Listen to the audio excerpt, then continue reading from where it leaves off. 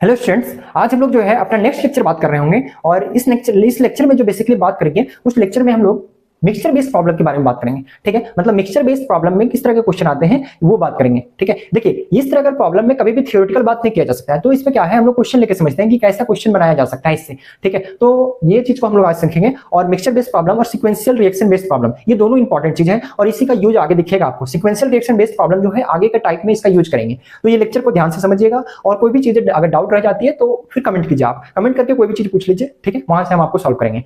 ठीक है, आगे वाले चीज जो होंगे वो इसी पे बेस्ड होंगे, सीक्वेंशियल रिएक्शन बेस्ड वाले प्रॉब्लम को, तो इस चीज को समझिएगा। सबसे पहले उससे पहले स्टार्ट करेंगे हम लोग मिक्सचर बेस्ड प्रॉब्लम। ठीक है, देखिए यहां तक हम लोग तीसरा ये जो पढ़ रहे हैं वो हम लोग हमारा जो है वो है थर्ड टाइप, टाइप 3 है। ठीक है, थर्ड टाइप का। इससे पहले दो चीज और डिस्कस कर चुके हैं हम लोग, एक जनरल प्रॉब्लम डिस्कस कर चुके हैं और एक कंबशन बेस्ड प्रॉब्लम डिस्कस कर चुके हैं। ये दोनों प्रॉब्लम जो है इंपॉर्टेंट प्रॉब्लम है, इससे मतलब इंपॉर्टेंट क्वेश्चन बनता है इससे। ठीक है, इसीलिए कंबशन बेस्ड प्रॉब्लम तो बहुत इंपॉर्टेंट है, उसको कीजिएगा। ठीक है, तो आज का लेक्चर प्रोसीड करते हैं और पीछे वाले चीजें को समझे होंगे और उसको जो है आप लोग किए होंगे, आपने खुद से बनाइएगा। ठीक है, और आज का प्रॉब्लम को मिक्सचर बेस्ड प्रॉब्लम है, इसको डिस्कस करते हैं। चलिए इससे रिलेटेड एक क्वेश्चन लेके आते हैं, फिर उसको समझेंगे मिक्सचर बेस्ड प्रॉब्लम में कैसा क्वेश्चन आता है। ठीक है, क्या था mixture based problem. Mixture based problem में क्या देखते हैं कि दो चीज का मिक्सचर, मिक्सचर मतलब क्या होगा कि दो चीज को मिलाया गया होगा। ठीक है, तो दो चीज में क्या बोल रहा है क्वेश्चन में, देखिए इसमें है question when 4 mole of mixture, when 4 mole of mixture of ethane, किसका किसका मिक्सचर है, इथेन का मिक्सचर है और ब्यूटेन का मिक्सचर है। ठीक है, अगर ये दोनों कंबशन में जाता है और ये प्रोड्यूस, तो टोटल मोल ऑफ CO2 जो बनेगा वो कितना बनेगा ये बता दीजिए हमको। ठीक है, देखिए सबसे पहले लिखते हैं कि सबसे पहले इथेन का कंबशन, इथेन है तो एनी है, इथ है मतलब 2 होगा। ठीक है, मार्कर को क्या हो गया C2। ठीक है, C2 इथेन है तो C2N+2 मतलब C2H6। ठीक है, ये अगर रिएक्शन में अगर O2 कंबशन में जाता है तो ये प्रोड्यूस कर रहा है CO2 + H2O प्रोड्यूस होगा। ठीक है, ठीक लिखे ना, हाँ 4 और 2 6। ठीक है, तो दूसरा बोल रहा है ब्यूटेन C4H10 होगा। ठीक है, इसका भी अगर O2 के साथ मतलब कंबशन जाएगा, कंबशन में जाएगा तो ये भी CO2 + H2O बनेगा। क्या काम यहां तक हो गया? नहीं, पहले सबसे पहला जो काम है वो बैलेंस करने का। इधर 2 कार्बन है, इधर 1 कार्बन है, सबसे पहले इधर 2 लगाइए। ठीक है, हाइड्रोजन बैलेंस कीजिए, इधर हाइड्रोजन 6 है, इधर हाइड्रोजन 2 है, तो इसके आगे 3 लगाइए। क्या लिख दे रहे हैं? ठीक है, 3 हाइड्रोजन। अब देखिए ऑक्सीजन कितना हो गया, 3 ऑक्सीजन यहाँ से और 4 ऑक्सीजन इधर से, तो ये 7 हो गया, 7/2 यहाँ से 7 हो। ठीक है, ये इक्वेशन बैलेंस है। नेक्स्ट इस पे आइए, तो 4 कार्बन इधर है, इधर कार्बन 1 है, तो इधर 4 लगाना होगा। ठीक है, 4 लगा दिए, दोनों तरफ बैलेंस हो गया। अब बात करते हैं हाइड्रोजन पे, हाइड्रोजन इधर 10 है, इधर हाइड्रोजन कितना है 2 है, तो इधर लगाएंगे 5, तो ये बैलेंस हो गया। बैलेंस हो गया क्या, 10 हाइड्रोजन 10 हाइड्रोजन। ठीक है, इधर बात करते हैं ऑक्सीजन का, तो ऑक्सीजन इधर कितना है 2 ऑक्सीजन है, इधर देखते हैं कितना है, तो इधर हो गया 8 और इधर 13/2 आएगा इधर। ठीक है, ये इक्वेशन बैलेंस हुआ। अब क्या बोल रहा है कि ये दोनों का मिक्सचर लिया गया है, मतलब इसका और इसका, ये दोनों का मिक्सचर लेके, और ये दोनों का मिक्सचर जो है वो 4 मोल है। ठीक है, मतलब अगर ये X मोल होगा, तो अगर ये X मोल होगा, अगर ये दोनों का मिक्सचर है, तो अगर ये दोनों का मिक्सचर अगर 4 मोल है, तो अगर ये अगर X होगा तो ये 4 - X होगा या नहीं होगा? होगा, क्योंकि अगर मान लेते हैं अगर ये 2 ग्राम है, तो अगर दोनों का मिला के अगर 4 मोल है, तो अगर ये 1 ग्राम होगा तो ये 3 ग्राम होगा, अगर ये 2 ग्राम होगा तो ये भी 2 ग्राम होगा। ठीक है, मतलब दोनों मिला के जो है वो 4 मोल दिया हुआ है, यहाँ तक कोई दिक्कत नहीं होना चाहिए। अगर ये X मोल अगर इसका मतलब कंबशन में गया है, तो यहाँ जो बनेगा वो 2X मोल बनेगा CO2 का। ठीक है, यहाँ अगर 4 - X जा रहा है, तो यहाँ जो मोल प्रोड्यूस होगा कार्बन डाइऑक्साइड का वो होगा 4 - 4X। ठीक है, अब पूछ रहा है टोटल मोल कितना। टोटल मोल तो मेरा ये समझिए पूरा कहानी जो है वो एक कंटेनर में चल रहा है, तो अगर ये दोनों है, ये यहाँ अगर, तो टोटल मोल कितना प्रोड्यूस हो रहा है, यहाँ से 2X, मतलब टोटल मोल्स CO2 का कितना हमको प्रोड्यूस हो रहा है CO2 का, तो यहाँ देखेंगे अगर टोटल, ठीक है, टोटल मोल NCO2 का कितना हो रहा है, तो यहाँ बन रहा है इथेन का कंबशन से 2X। ठीक है, और यहाँ जो बन रहा है वो कितना बन रहा है 4 × 4 - X। ठीक है। यहाँ निकालेंगे तो 2x, इसको निकालेंगे 16 माइनस 4x, यहाँ से निकालेंगे तो कितना आएगा 16 माइनस 2x, ठीक है। ये हमारा जो होगा CO2 बनेगा इतना मोल। अब x निकालने के लिए कुछ कुछ देगा डाटा, उससे x निकल जाएगा, तो फिर यहाँ x का वैल्यू पुट कर देंगे तो x मेरा निकल जाएगा, ठीक है। ये कहानी था ऐसा मिक्सचर बेस्ड प्रॉब्लम में, ठीक है। मिक्सचर बेस्ड प्रॉब्लम में और भी बात करेंगे, ठीक है, एक क्वेश्चन और डिस्कस करेंगे, लेकिन वो जो होगा उसके पहले कुछ चीजें सीखना होगा, ठीक है। ये क्वेश्चन को देखिए, उसको मिटाते हैं, उसके बाद फिर आगे वाला कंसेप्ट को डिस्कस करेंगे, ठीक है।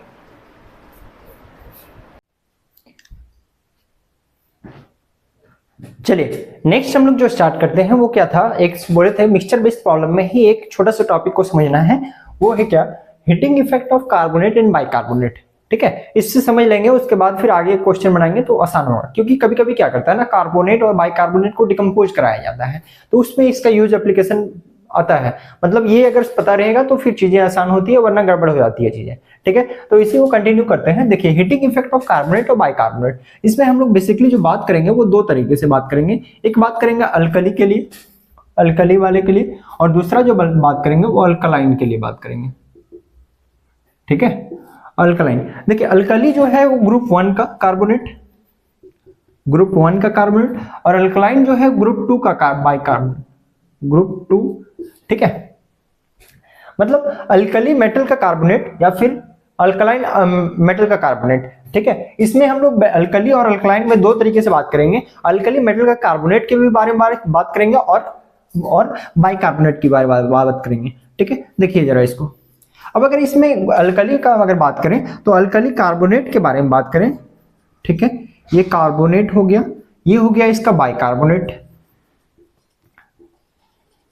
ठीक है। जैसे कि एग्जांपल अगर लेते इसका M2CO3, ये कार्बोनेट है, इसका अगर डिकम्पोज कराया जाएगा कभी भी, अगर अल्कली मेटल का अगर कार्बोनेट को अगर डिकम्पोज कराया जाएगा तो ये कभी भी कोई रिएक्शन दिखाएगा ही नहीं, मतलब इसका नो रिएक्शन, ठीक है।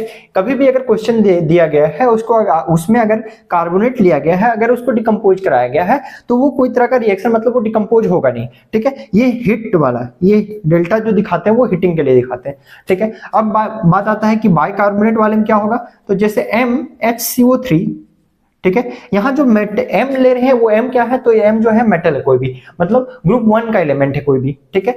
इसको अगर हिट किया जाता है तो ये जो बनता है वो M2CO3 बनता है, मेटल कार्बोनेट बनता है, और बनेगा CO2 और H2O, ये बनेगा, ठीक है। अब जैसे कि इसमें एक एक्सेप्शन है, इसका एक्सेप्शन, ये एक्सेप्शन याद रखिएगा।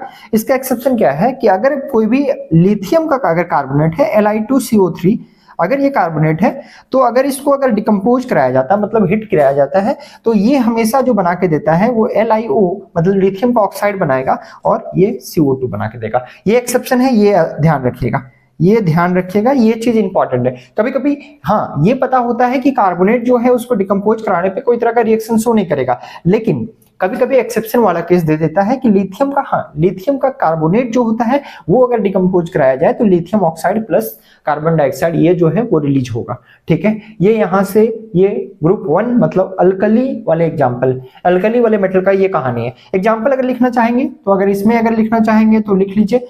अगर इसमें मान लेते हैं बाइकार्बोनेट अगर है कोई भी, जैसे कि मान लेते हैं सोडियम का बाइकार्बोनेट है NaHCO3, इसका अगर कार्बोनेट को अगर हिट कराया जाता है तो ये हमेशा जो बनेगा वो बनेगा Na2CO3 कार्बोनेट, ये कार्बोनेट और प्लस CO2 और प्लस H2O, ये बना के जाएगा, ठीक है। तो ये हो गया अल्कली वाले केस के लिए। अब अल्कलाइन के लिए क्या केस है, अल्कलाइन वाला का क्या कहानी है, जरा इसको समझिए। देखिए अल्कलाइन वाले में बात करेंगे तो इसमें भी हम लोग कार्बोनेट का बारे में बात करेंगे, ठीक है, और इसका भी हम लोग जो बात करेंगे वो बाइकार्बोनेट, दोनों के बारे में बात करेंगे, ठीक है। क्या बोले कि अल्कलाइन जिस तरह इसमें बात की है उस तरह उसमें भी अल्कलाइन वाले में बात करेंगे, उसमें क्या करेंगे, कार्बोनेट और बाइकार्बोनेट, दोनों का कार्बोनेट और बाइकार्बोनेट को समझना है। तो जैसे इसका अगर एग्जांपल लें, जैसे कि MCO3, ठीक है, MCO3 को अगर हिट कराया गया है तो ये मिटा दे क्या, ये मिटा दे क्या, इसको मिटा दें या लिख लीजिएगा, ठीक है। यहाँ लिखने की कोशिश करते हैं। देखिए ये हमेशा जो बनाएगा वो बनाएगा मेटल का ऑक्साइड बनाएगा और यहाँ से कार्बन डाइऑक्साइड ये जो है वो बाहर निकलेगा, ठीक है। अगर कभी भी अगर दिया गया है अगर मेटल का अल्कलाइन मेटल का कार्बोनेट वो भी मतलब ग्रुप 2 का, तो समझ जाइएगा कि उसमें जो प्रोडक्ट जो बनेगा डिकम्पोज कराने पे वो उसका ऑक्साइड बनेगा और कार्बन डाइऑक्साइड वहां से रिलीज होगा, ठीक है। अब बाइकार्बोनेट अगर होगा तो क्या होगा, जैसे MHCO3 का होल 2, ठीक है। अगर इसको डिकम्पोज कराया जाएगा कभी भी तो याद रखिएगा ये जो बनेगा मेटल का ऑक्साइड बनेगा और CO2 और प्लस H2 इतना प्रोडक्ट बना के जाएगा, ठीक है। इसका एग्जांपल अगर लेना है तो जैसे कि मान लेते हैं CaCO3 इसका अगर डिकम्पोज कराया जाता है इसको तो ये कैल्शियम का ऑक्साइड बनाएगा और प्लस कार्बन डाइऑक्साइड रिलीज होगा, ठीक है। अगर इसका एग्जांपल लें तो मैग्नीशियम बाइकार्बोनेट है MaHCO3 का होल 2, अगर इसको कराया जाए डिकम्पोज कराया जाता है मतलब हिट करके, ठीक है, तो ये जो बनेगा वो MgO प्लस CO2 और प्लस H2O ये चीज बनेगा, ठीक है। ये यहां तक क्लियर होना चाहिए। ये नीचे वाला पोर्शन दिख रहा है क्या, एक्सेप्शन वाला, ये एक्सेप्शन वाला अगर दिख रहा होगा तो सही है, नहीं तो बोल दे रहे हैं कि लिथियम अगर कार्बोनेट का अगर हिट कराया जाता है तो लिथियम ऑक्साइड और प्लस CO2 यहां से रिलीज होता है। ये कहानी समझ में आना चाहिए और ये कहानी ध्यान में याद रहना चाहिए, क्योंकि अगर ये अगर गलती हुआ तो फिर आगे का चीजें, आगे का सॉल्यूशन जो होगा, आगे का न्यूमेरिकल जो होगा वो आपका गलत होगा, ठीक है। तो ये चीज को ध्यान रखिएगा कि अल्कली और अल्कलाइन अर्थ मेटल का कैसे डिकम्पोजिशन होता है कार्बोनेट और बाइकार्बोनेट का, ठीक है। इंपॉर्टेंट जो बात याद रखने वाली है वो है ग्रुप 1 का। ग्रुप 1 में जो भी उसमें भी जो है वो क्या बात याद रखना है कि कोई भी मेटल ग्रुप 1 का अगर कार्बोनेट है उसको अगर डिकम्पोज कराया जाता है तो कोई रिएक्शन शो नहीं करता है, लेकिन हाँ अगर कोई लिथियम का कार्बोनेट है अगर उसको कंपोज कराया जाएगा तो लिथियम का ऑक्साइड प्लस कार्बन डाइऑक्साइड निकाल के जाएगा, ठीक है। ये कहानी था आपका decompose heating effect of carbonate और बाइकार्बोनेट का। इससे रिलेटेड एक क्वेश्चन लेके आ रहे हैं तो इसका इंपॉर्टेंस समझ में आएगा कि कहां इसका यूज दिखेगा, ठीक है। तो सबसे पहले इसको लिख लीजिए, लिखने के बाद अगला जो क्वेश्चन आएगा वो इससे रिलेटेड होगा, इसको ट्राई कीजिएगा आप।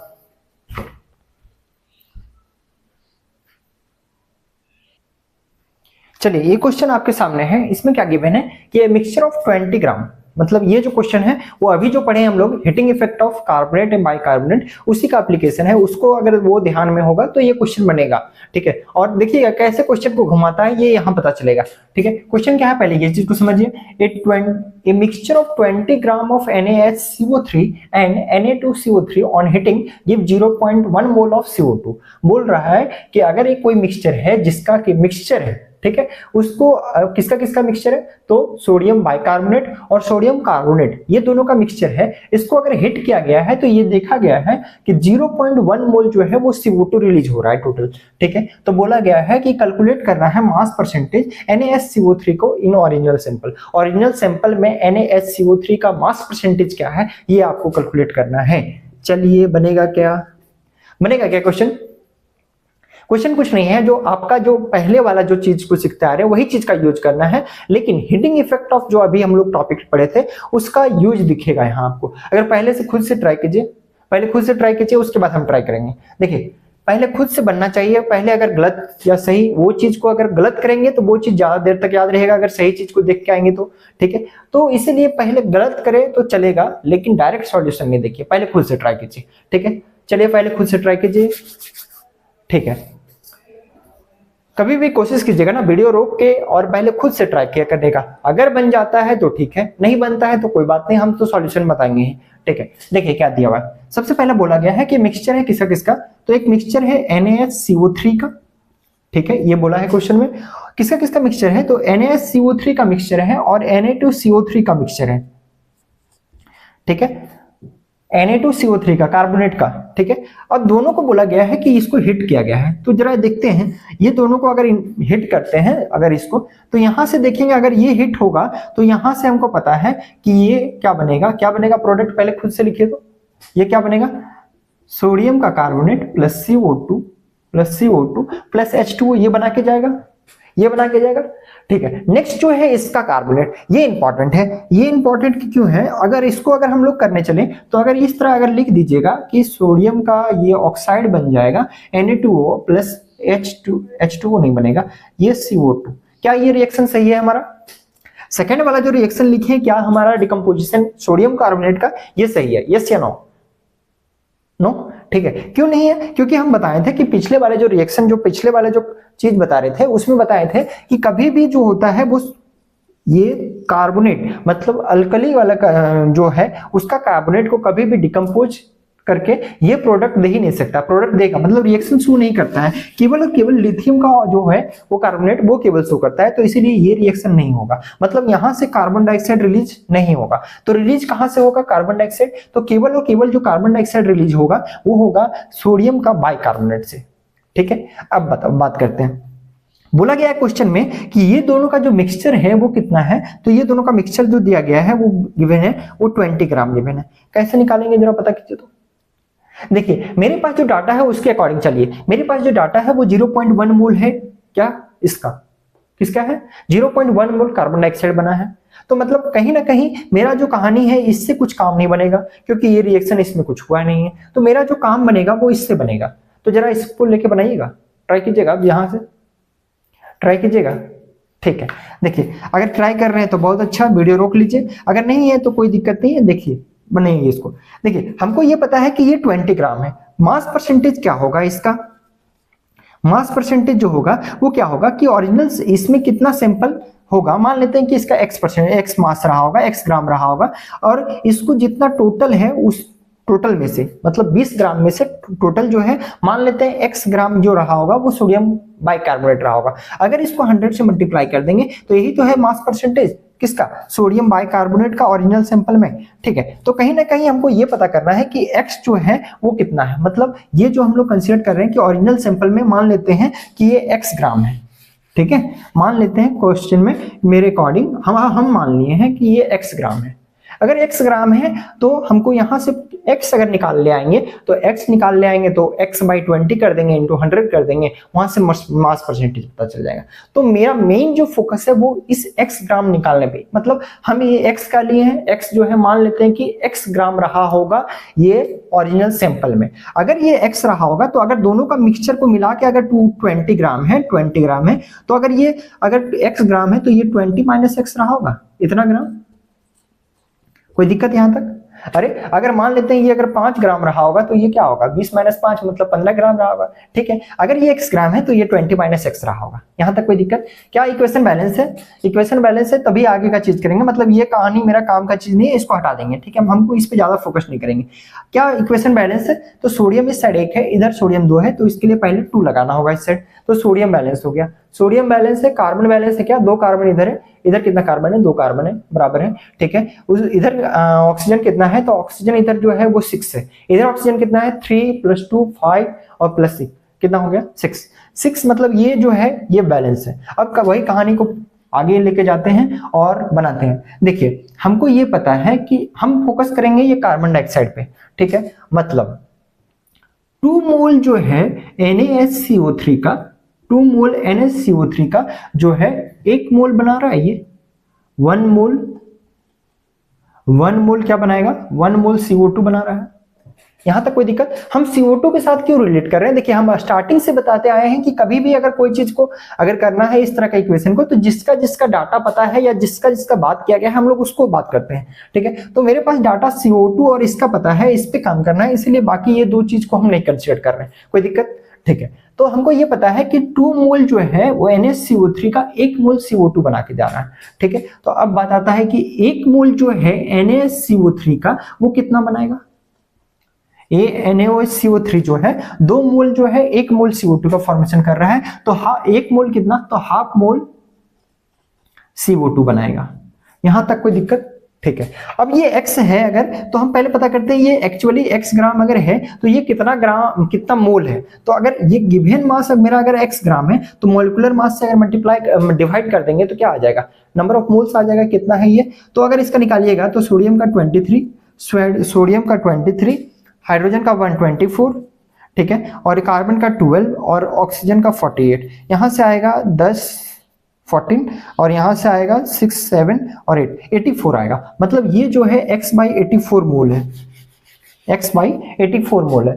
x बाई 84 है तो ये भी जो बनेगा वो कितना बनेगा x बाई 84। ठीक है, पहले यहां देखते हैं। तो अगर x बाई 84 मोल अगर मेरा डिकम्पोज करेगा, मतलब x बाई 84, तो कितना बनेगा? तो हमको पता है कि एक मोल जो है वो हाफ मोल CO2 बना रहा है, तो x बाई 84 जो होगा वो कितना होगा? x बाई 84 मोल CO2 बनाएगा। ठीक है, ये यहां तक क्लियर होना चाहिए। अब यहां से हमको पता है कि x बाई 84 मतलब ये जो निकलेगा वो कितना निकलेगा? x बाई 168 निकलेगा, इतना मोल।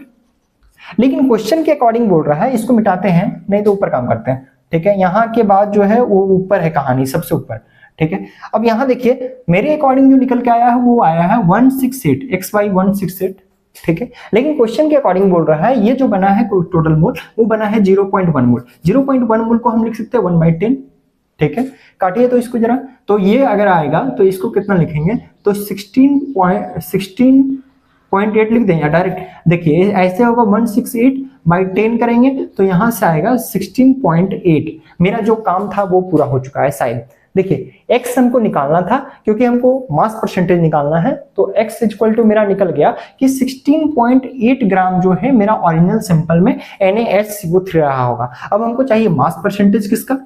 मास परसेंटेज चाहिए हमको NaSCO3 का। तो ये क्या होगा? तो ये होगा 16.8 डिवाइडेड बाई 20 इंटू 100। इसको काटेंगे तो 5 बार में, तो 80 और प्लस 4 तो ये आएगा 84%। ठीक है, ये समझ में आ गया। कैसे कैसे किए हैं ये समझ में आना चाहिए। सबसे पहले इसको x ग्राम मान लिए हैं कि ओरिजिनल सैंपल में था, तो x ग्राम में ये था, तो हमको पता है कि इसका जो x ग्राम है ये, इसको पहले मोल्स निकाल लो या तो। ठीक है, और दूसरा वाले केस में क्या है कि Na2CO3 को डिकम्पोज कराया गया। यहां से हमको ये पता है प्रीवियस वाले चीज से कि हमको ये चीज से कोई भी CO2 नहीं मिलने वाला है, मतलब यहां से CO2 नहीं मिलेगा, जो भी CO2 मिलेगा इसका डिकम्पोजिशन से मिलेगा, कोई दिक्कत नहीं। ठीक है, अब हम जो है उसके अकॉर्डिंग निकालनी है कि 2 मोल जो है इतना मोल का 1 मोल का फॉर्मेशन कर रहा है, तो 1 मोल कितना करेगा? तो हाफ मोल CO2 का फॉर्मेशन करेगा। मेरे अकॉर्डिंग जो है वो x बाई 84 मोल मेरे पास है, तो x बाई 84 मतलब कितना आएगा? तो कितना मोल का फॉर्मेशन करेगा? तो 1x बाई 168 फॉर्मेशन करेगा।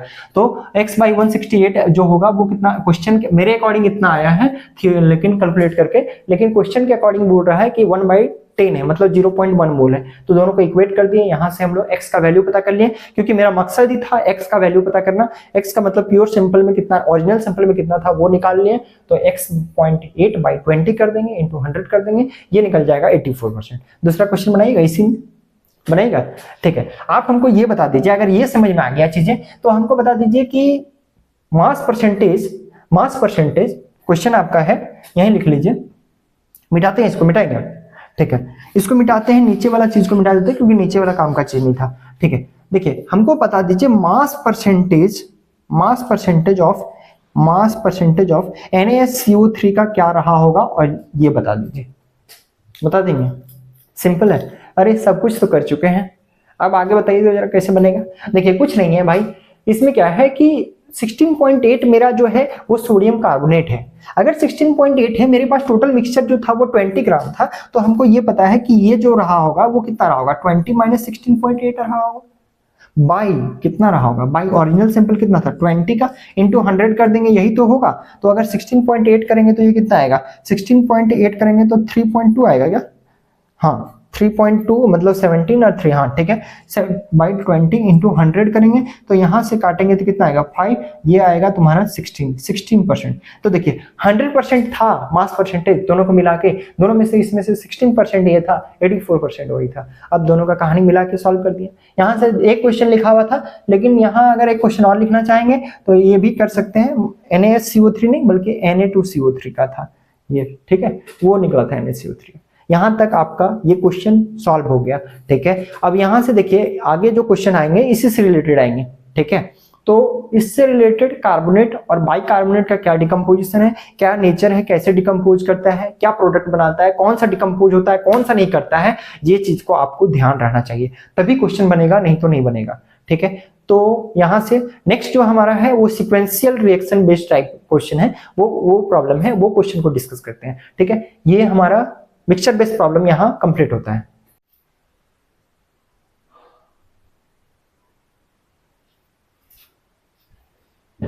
चलिए नेक्स्ट जो हम लोग बात करेंगे वो sequential based problem, sequential reaction based problem, sequential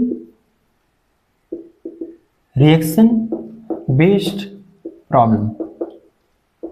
ठीक है, इस तरह के सीक्वेंशियल बेस्ड प्रॉब्लम में क्या बात करते हैं कि हम बताए थे स्टार्टिंग में सबसे पहले कि इसमें सीक्वेंस में रिएक्शन चल रहा होता है और किसी भी रिएक्शन में जो रिएक्टेंट है या फिर किसी का इंटरमीडिएट का या फिर प्रोडक्ट का ही जो लास्ट स्टेप में जो बना है उसका मोल्स का पूछा जा सकता है अगर स्टार्टिंग का देखे। ठीक है, तो जैसे कि बात करते हैं, मान लेते हैं कि कोई एक ए है, इससे बी बन रहा है और ये ए प्लस बी रिएक्ट करके और सी बन रहा है। ठीक है, एक क्वेश्चन लिखते हैं उसके बाद फिर आप लोग बनाइएगा। ठीक है, 2 प्लस ये 2c जो है वो बन रहा है, c जो है वो 2d के साथ मान लेते हैं कि e प्लस f का फॉर्मेशन कर रहा है, f फिर e जो है 2e, ठीक है 2e, फिर e जो है वापस 3f के साथ रिएक्शन करके ये मान लेते हैं g का फॉर्मेशन कर रहा है, g प्लस h, ठीक है 3g। अब बताइए इसमें से पूछा जाएगा, अगर बात करें हम लोग, ठीक है, अगर इससे पूछा जाएगा क्वेश्चन, बताइए कि इसमें से जो है अगर 3 मोल अगर ए का लिया गया है, 3 मोल की जगह ले लीजिए 6 मोल, ठीक है, कितना मोल लिया गया है 6 मोल अगर ए का लिया गया है तो पूछा गया आपसे कि जी का कितना मोल फॉर्म होगा। ट्राई कीजिएगा, सर पहले बता तो दीजिए। ठीक है, पहले बताते हैं, एक क्वेश्चन हम बनाते हैं उसके बाद इसका सीक्वेंशियल बेस्ड का आप ट्राई कीजिएगा। ठीक है, देखिए 6 मोल ए का लिया गया है और जी का पूछा गया है। ठीक है, मतलब यहां से हमको यहां तक पहुंचना है किसी तरह। ठीक है, तो देखिए इस तरह का क्वेश्चन अगर कभी भी गिवन हो तो सबसे पहले कॉमन जो पार्ट है उसको पहचानिए, मतलब जो कॉमन, इसमें सी देखिए तो इस रिएक्शन में सी आ रहा है और यहां भी सी आ रहा है, मतलब ये मेरा काम का चीज है। अब देखिए इसमें देखिए डी एफ बन के निकल जा रहा है, वो एफ का कोई काम नहीं होगा, हमको नहीं लेना है उसको, हमको ई से मतलब है, क्योंकि ई जो है आगे फर्दर प्रोसीड कर रहा है तो ई पे फोकस करेंगे। ठीक है, तो हम लोग फोकस जो करने वाले हैं इस पे फोकस करेंगे, इस ये और ये काम का चीज है। ठीक है, यहां तक कोई दिक्कत? मान लेते हैं इसको 4 मोल बन रहा है। ठीक है, अब यहां से बनाइए तो क्वेश्चन बनेगा क्या? ट्राई कीजिएगा, पहले हम बनाते हैं उसके बाद आप लोग ट्राई कीजिएगा। ठीक है, देखिए सबसे पहले हमको ये पता है कि 1 मोल जो है 1 मोल जो है ए का वो कितना बना के जा रहा है, क्योंकि ए का गिवन है तो ए और सी पे फोकस करेंगे, बी का मेरे पास कोई डाटा नहीं है तो बी के पे हम ज्यादा दिमाग नहीं लगाएंगे। ठीक है, तो 1 मोल ए जो है वो कितना मोल बना रहा है, 4 मोल सी बना रहा है। 1 मोल ए जो है वो 4 मोल सी बना के जा रहा है। मेरे पास जो गिवन है वो कितना है 6 मोल। अगर 1 मोल जो है अगर 4 मोल का फॉर्मेशन करता है तो बताइए 6 मोल कितना मोल, 6 मोल ऑफ ए जो होगा वो कितना फॉर्म करेगा, तो 24 मोल बनाएगा, फॉर्म होगा। ठीक है, मतलब ये जो बना है मेरे पास ये 24 मोल है, ये जो है ये कितना है 24 मोल है। अब ये जो 24 मोल है यही तो आगे फर्दर रिएक्शन किया होगा, तो मतलब ये जो पता चला है यहां से ये पता चल गया कि ये जो है 24 मोल है मेरे पास, यही रिएक्शन में आगे पार्टिसिपेट किया है। तो देखिए अब यहां से जो कॉमन पार्ट है उस पर फोकस कीजिए, अब सी और ई पे फोकस करेंगे क्योंकि ई ही आगे जो है वो आगे प्रोसीड किया है। ठीक है, तो देखिए अगर ये 1 मोल सी मतलब 1 मोल सी जो है वो फॉर्मेशन कर रहा है 2 मोल ऑफ ई, कोई दिक्कत नहीं। ठीक है, 1 मोल इसका 1 मोल कितना का फॉर्मेशन कर रहा है, 2 मोल ऑफ ई का फॉर्मेशन कर रहा है, लेकिन मेरे पास जो गिवन है वो कितना है 24 मोल। तो अगर ये 1 मोल अगर 2 मोल्स का फॉर्मेशन करता है तो 24 मोल ऑफ सी कितना फॉर्म करेगा, तो ये कितना करेगा 48 करेगा, 48 mole of C, 48 mole of ई का फॉर्मेशन करेगा। मतलब मेरे पास ये निकल के आ गया कि ये जो है ये 48 मोल है, ये जो है ये कितना है 48 मोल, मतलब यही 48 मोल जो होगा वो आगे काम किया होगा अपना, यही तो रिएक्शन में आगे बढ़ा होगा।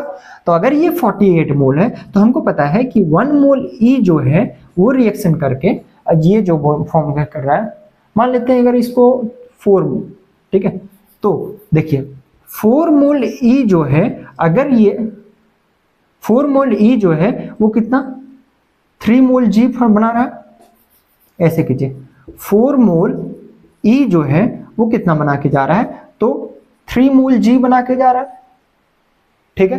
1 मोल कितना बनाएगा, 4 लेने का मतलब यही है, क्योंकि हर बार 1 ले रहे थे तो लगेगा सिंपल है, लेकिन इस तरह का देखिए 1 मोल जो ई होगा वो कितना का फॉर्मेशन करेगा, 3/4 मोल ऑफ जी का फॉर्मेशन करेगा। लेकिन मेरे 1 मोल अगर इतना फॉर्मेशन कर रहा है, लेकिन मेरे पास जो बन के आया है वो ई का, वो कितना बन के आया है, तो ये आया है 48 मोल। मतलब ये है कि यही जो होगा 48 मोल आगे काम किया, जी का फॉर्मेशन किया होगा। तो 1 मोल अगर 3/4 मोल जी का फॉर्मेशन करता है, तो 48 मोल जो होगा, 48 मोल जी जो होगा वो कितना का फॉर्मेशन करेगा, तो 3/4 इंटू 48, तो ये 12 से, और ये आएगा 36 मोल।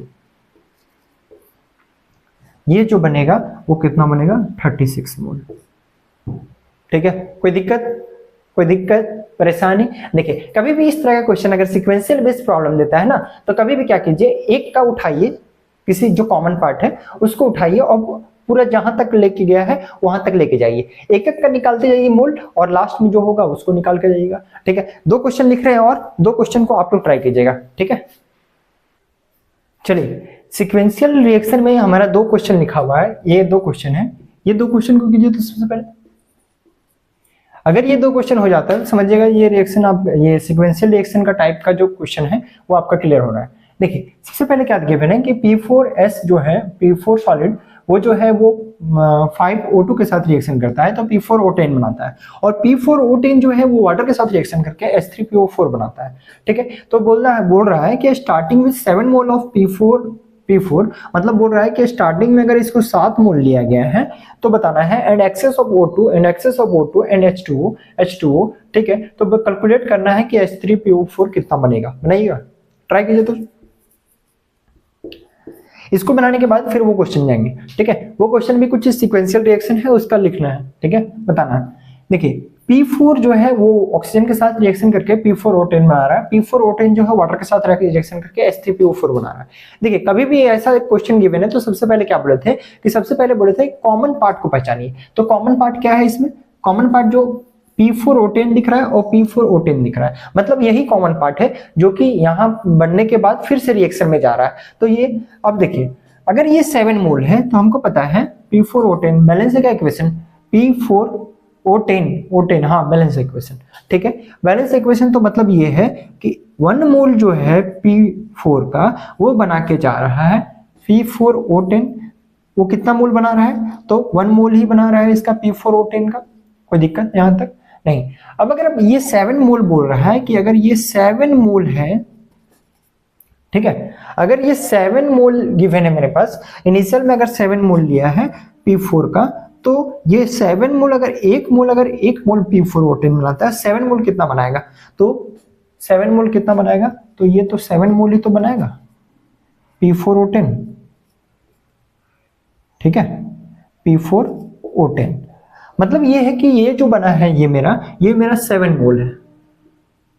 ठीक है, अब यही 7 मोल जो है वो फर्दर रिएक्शन में गया है, तो मतलब ये जो गिवन है, ये जो मेरे पास गिवन नहीं था, ये हम कैलकुलेट करके ले आए कि ये 7 मोल रिएक्शन में पार्टिसिपेट किया है। ठीक है, अगर ये 7 मोल पार्टिसिपेट किया है तो हमसे पूछा गया है ये क्वेश्चन। ठीक है, तो देखिए अब इसका इधर लिख रहे हैं हम, तो क्या है, 1 मोल P4O10 जो है ये प्रोड्यूस कर रहा है 4 मोल H3PO4। ठीक है, लेकिन 1 मोल, ठीक, 1 मोल जो है वो कितना P4O10 का, वो 4 मोल प्रोड्यूस कर रहा है मेरे पास। लेकिन क्वेश्चन में जो है वो कितना है, 7 मोल गिवन है P4O10 का, जो हम लोग कैलकुलेट किए हैं। अगर 1 मोल में अगर 1 P4O10 जो है वो अगर 4 मोल H3PO4 का बना के दे रहा है, तो 7 मोल कितना बना के देगा, तो ये 28 मोल बना के देगा, 28 मोल H3PO4 बना के देगा। मतलब ये जो बना होगा, ये एक्चुअल में जो बना होगा वो 28 मोल बना होगा। यहां तक किसी का दिक्कत, परेशानी, समस्या जिसका हम समाधान कर सके, कोई दिक्कत नहीं। ठीक है, यहां तक कोई दिक्कत नहीं होना चाहिए। देखिए कुछ नहीं है, जो कॉमन पार्ट है, जो रिएक्शन में बार बार पार्टिसिपेट कर रहा है, उसको लिए, उसको लेने के बाद एक्चुअल जहां से स्टार्ट किया गया है वहां से रिएक्शन को प्रोसीड कीजिए। ठीक है, चलिए ये कुछ अलग टाइप का रिएक्शन क्वेश्चन है। इस मतलब अलग टाइप का क्या मतलब, यही टाइप का है लेकिन कुछ घुमा के दिया हुआ। जरा निकालिए तो उसको, वो क्वेश्चन को बनाइए। बन गया क्या क्वेश्चन? देखिए क्वेश्चन में क्या दिया है कि कोई एक M है, वो X2 के साथ रिएक्शन करके MX2 का फॉर्मेशन कर रहा है। ठीक है, और फिर ये MX2 जो है फिर से X2 के साथ फॉर्म करके और ये बना रहा है M3X8 का फॉर्मेशन कर रहा है। तो बोल रहा है क्वेश्चन में कि गिवन है, मेरे पास गिवन क्या क्या है कि एटॉमिक मास जो M का है वो 8 AMU है, X का जो है वो 3 AMU है। तो पूछा गया है क्वेश्चन में how much M is consume to produce 240 gram of M3X8। पूछा गया है क्वेश्चन में कि M3X8 का कितना ग्राम बनेगा। ठीक है, तो क्या ये कितना ग्राम बनेगा, कैलकुलेट कर सकते हैं क्या, बताइए तो जरा। अगर M जो है X2 के साथ रिएक्शन किया गया है, मतलब ये सबसे पहले अब उल्टा दिया हुआ है। पहले हमको स्टार्टिंग दिया गया था, अब पूछा गया है उल्टा कि जो ये कितना कंज्यूम किया गया है ये बता दीजिए। अगर ये जो है वो कितना बन रहा है 240 ग्राम अगर बन रहा है तो बनेगा क्वेश्चन। देखिए कुछ भी दिया रहे तो सबसे पहले क्या कीजिए, सीक्वेंशियल जाइए। मतलब सीक्वेंशियल रिएक्शन का मतलब है कि आप सीक्वेंस में जाइए।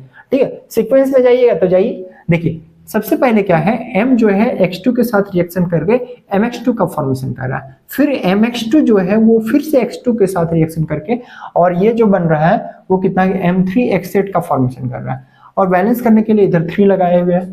ठीक है, अब यहाँ तक कोई दिक्कत? अब देखिए क्या गिवन है कि ये मेरे पास जो है 240 ग्राम बन के आ रहा है। ठीक है, कितना बन के आया है, 240 ग्राम बन के आया है।